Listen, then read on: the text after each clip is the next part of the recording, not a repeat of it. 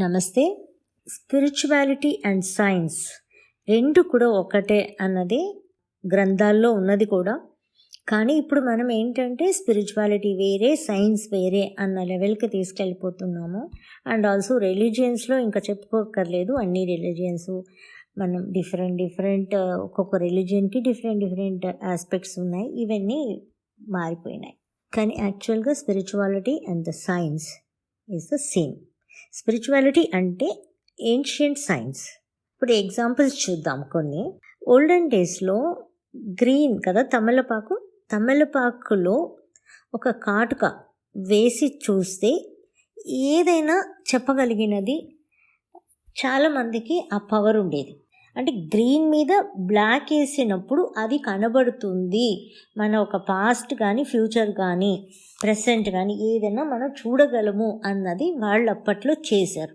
అది కాదు, అది నిజం కాదు, అబద్ధం అని సైన్స్ చెప్పుకుంటూ వచ్చిన సైన్స్లో కూడా ఇప్పుడు ఏం జరుగుతుంది, సెల్ ఫోన్లో లోపల ఉన్న బోర్డ్ అనేది గ్రీన్ కలర్లోనే ఉంటుంది. సెల్ ఫోన్ లోపల దానిలో ఉన్న డైవర్ట్ అనేది మనకి బ్లాక్ కలర్లో ఉంటుంది.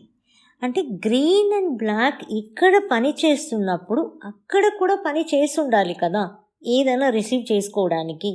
సేమ్ అంటే మనకి స్పిరిచువాలిటీ అండ్ ద సైన్స్ రెండు కూడా సేమే. ఇంకో ఎగ్జాంపుల్ అంటే అదేమో న్యాచురల్ సైన్స్, ఇదేమో ఆర్టిఫిషియల్ సైన్స్. ఇప్పుడు జనరల్గా ఎలక్ట్రాన్, ప్రోటాన్ అనేది మనకి ఆటమ్ ఫ్రీక్వెన్సీని నిర్ణయిస్తుంది అన్నప్పుడు ఎలక్ట్రాన్, ప్రోటాన్ అనేది ఒక రుద్రాక్షంలో ఉన్నది కూడా అదే అన్నమాట. సో ఎలక్ట్రాన్, ప్రోటాన్ మనకి ఆటమ్ ఫ్రీక్వెన్సీ నిర్ణయించినప్పుడు ఈ రుద్రాక్షం కూడా ఎలక్ట్రాన్, ప్రోటాన్ ఉంది కాబట్టి ఆటమ్ ఫ్రీక్వెన్సీని నిర్ణయిస్తుంది. బాడీలో మనకి ఒక వైబ్రేషన్ క్రియేట్ చేస్తుంది. అక్కడ ఇక్కడ ఏదైతే స్పిరిచువాలిటీ చెప్తుందో అదే సైన్స్ కూడా చెప్తుంది. ఇంకోటి చూద్దాం. కోకోనట్ పాతకాలం నుంచి ఏంటంటే కోకోనట్ని చేతుల్లో పెట్టుకొని భూమిలో నీళ్ళు ఎక్కడొచ్చి మనం తోడగలము, బోర్ వేయగలము అని చూస్తే చేతుల్లో పెట్టుకొని చూసేవాళ్ళు. చూసినప్పుడు ఆ కొబ్బరికాయ ఆ చేతుల్లో పెట్టుకొని వెళ్తుంటే వాటర్ ఉన్న చోటులో గబుక్కమని లేచి నిలబడుతుంది.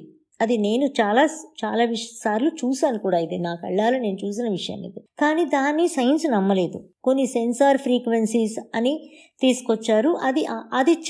అది పెడుతున్నప్పుడు ఎక్కడైతే ఆ సెన్సార్ ఫ్రీక్వెన్సీస్ మనకు చూపిస్తున్నాయో అక్కడ వాటర్ వస్తుంది అంటున్నారు. సెన్సార్ ఫ్రీక్వెన్సీస్ నిజమైతే కోకోనట్ చెప్పేది కూడా నిజమే కదా, అది కూడా నిజమే కదా. అంటే అది స్పిరిచువల్ వేలో, ఇది సైంటిఫిక్లో మనం డిఫరెంట్ ఆస్పెక్ట్స్ మార్చుకున్నాం. ఇంకొకటి చూస్తే సల్ఫ్యూరిక్ యాసిడ్ని పెట్టి బ్యాటరీ వర్క్ చేస్తుంది. అంటే ఎలక్ట్రికల్ సర్క్యూట్ అక్కడ ఉత్పత్తి అవుతుంది. సో దాన్ని బట్టి అన్ని బ్యాటరీస్ కారు కానీ దేనికైనా కానీ బ్యాటరీస్ వచ్చి దాన్ని బట్టి పనిచేస్తాయి మనకి. కానీ పొటాటో అండ్ లెమన్లో కూడా ఇది జరుగుతుంది. ఈ బ్యాటరీ పనిచేయడం అనేది, ఇదే ఆస్పెక్ట్ అనేది పొటాటో అండ్ లెమన్లో పెట్టి కూడా చేయగలం అన్నమాట. ఇది స్పిరిచువాలిటీ అండ్ సైన్స్కి రెండు చూడండి. అంటే స్పిరిచువాలిటీ అంటే పొటాటో అండ్ లెమన్ స్పిరిచువాలిటీ కాదు, ఇది ఓల్డెన్ డేస్లో ఉన్న ఒక మెథడ్. ఇది కూడా సైన్సే, కానీ దీనిలో ఒప్పుకోలేని మనం బ్యాటరీలో అయితే ఒప్పుకుంటాం. అంటే స్పిరిచువాలిటీ ఆల్సో సైన్స్ అన్నది మనకి అర్థమవుతుంది. ఇంకొకటి చూసామంటే ఎగ్జాంపుల్, బిగ్ బ్యాంగ్ థియరీలో ఏమొస్తుందండి, ఆకాశంలో ఒక పెద్ద పేలుడు వచ్చింది, అప్పుడే మనకి ప్లానెట్స్ కానీ ప్రపంచం ఎన్ని ఉత్పత్తి అయింది అన్నది ఉంది కదా. ఇదే దీనికి ఈక్వల్గా ఈ ఫ్రీక్వెన్సీ, ఈ పేలుడుకి ఈక్వల్ అయిన ఫ్రీక్వెన్సీ ఎక్కడ వస్తుంది అంటే మనకి చాలా ఆశ్చర్యంగా ఉంటుంది. ఇప్పుడు ఏదైనా ఒక పని జరగాలన్నా ఒక కొబ్బరికాయ కొడతాం కదా, ఆ కొబ్బరికాయ పగిలినప్పుడు వస్తున్న ఫ్రీక్వెన్సీ బిగ్ బ్యాంగ్ థియరీలో వచ్చిన ఆ పేలుడు ఫ్రీక్వెన్సీ సేమ్ అంటుంది మన స్పిరిచువాలిటీ. అండ్ ఆల్సో మనం చూస్తే చాలామంది మొక్కుంటారు కదా, నాకు ఇది అయిందంటే 100 కొబ్బరికాయలు కొడతాను, 1000 కొబ్బరికాయలు కొడతాను అని. ఆ ఒక్కొక్క కొబ్బరికాయ పగిలినప్పుడు మనం ఏదైతే ఫీల్ అవుతున్నామో, మనం ఏదైతే మనసులో అనుకుంటున్నామో అవి జరుగుతాయి. అంటే బిగ్ బ్యాంగ్ థియరీలోని ఆ ఫస్ట్ పేలుడికిను ఈ కొబ్బరికాయ కొట్టినప్పుడు ఆ ఒక క్రాక్ వస్తున్న ఆ పేలుడికిను చాలా సంబంధం ఉంది అన్నది మన ఏన్షియంట్ బుక్లో ఉందన్నమాట. సో అంటే అది స్పిరిచువాలిటీ, ఇది కూడా స్పిరిచువల్ అయిన సైన్స్. అంతే.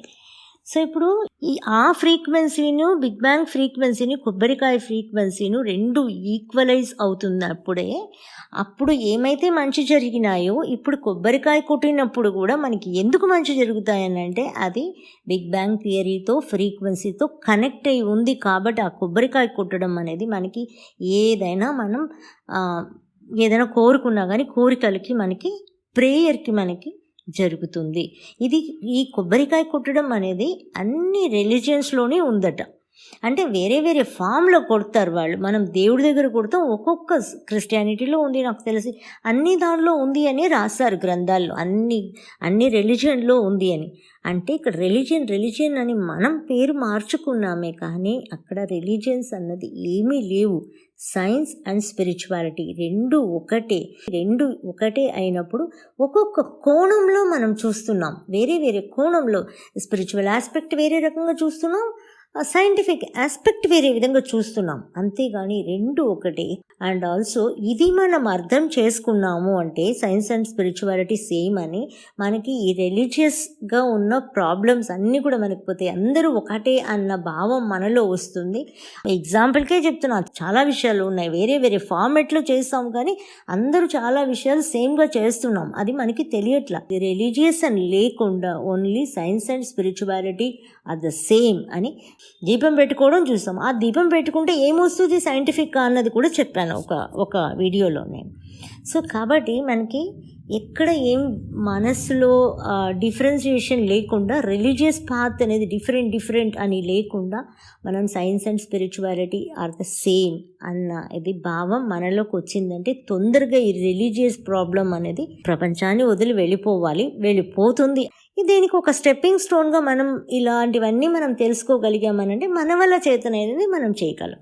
Thank you for watching. మీకు నచ్చినట్టయితే లైక్ చేయండి, షేర్ చేయండి, కమెంట్ చేయండి, సబ్స్క్రైబ్ చేయండి అండ్ బెల్ ఐకాన్ ప్రెస్ చేసుకోండి so that you don't miss any of our videos.